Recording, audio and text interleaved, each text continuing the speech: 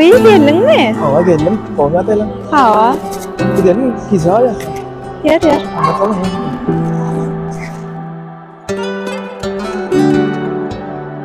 Musical. Oğlun gözleri var, oğdan canım. Sizce cesedleri var, sizce canım. Senin bu dünyada canım. Gece ölüm. Oğlun gözleri var, oğdan canım. Sizce cesedleri var, sizce canım. Senin bu dünyada canım. Gece ölüm. Sen asmana kaya, men zaya. Sen menin kucağımı düzeyim. Sana hasretlerimi düzeyin. Gece ölüm. Sen asmana kaya, men zaya. Sen menin kucağımı düzeyim. Sana hasretlerimi düzeyin. Gece ölüm. Ben geçivelim o. Sen geçebilim o. Benden ikimiz yaşalı alıp demden. Gel. Dost mümkün mü? Orhan Muratcan, gel dost gel. Orhan Muratcan, oğlum dost, oğlum nerede? Neye girdin sen? Kov. Aç kalıp lan bari. Geç dost kahve, çok selam deyip mesela. Geç otur arkayım.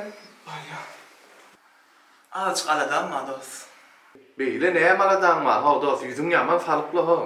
Karpulik geldim dost ben. Ay yok dost, edir şumak men sana pul kar vermeye yardayım yok dost. Öz firmamı yetiştir bilem oğa dost pulu. Pul liyme dost şumak bana lan. O dost son nari, pul değil mi bana? Onu karpulik bilmesin dost sağdım ama telefonum ama. Onu kaynatı şunga literatür veraydı ama. O dost şeyitten o şumak kar pul liymen sana dost. Öz aradan öz meytik o dost şu. Kar pul liymen, ana getir bu da lan alayın dost sen. Getir dost. Ne dost sen? Kıynanma, etuşma, öğlardan metik dost, nesip olsa, kıynanma dost, beren burun nesip olsa lan. Var da sağ ol. Tanıman işte dost sen. Sana hasretlerimi düzeyin, gece ölüm.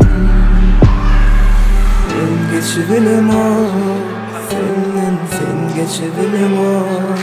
Benden ikimiz yaşalı alıp demden. Senin oğlun gözleri var, oğdan canım. Sizce cesedleri var, sizce canım. Senin bu dünyada canım. Gece ölüm. Oğlun gözleri var, oğdan canım. Sizce cesedleri var, sizce canım. Senin bu dünyada canım. Gece ölüm.